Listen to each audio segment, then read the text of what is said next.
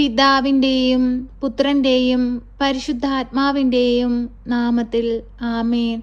പരിശുദ്ധ അമ്മേ, കൃപാസന പ്രസാദപര മാതാവേ, ഹൃദയം നുറുങ്ങുന്ന വേദനകളാൽ അമ്മയെ തേടി വന്നിരിക്കുന്ന ഞങ്ങളെ എല്ലാവരെയും അമ്മ ചേർത്തണയ്ക്കണമേ.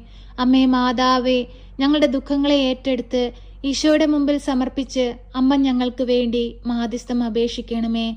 എന്തെന്നാൽ അത്രമേൽ ശക്തിയുള്ളതാണ് അമ്മേ അങ്ങയുടെ മാധ്യസ്ഥത.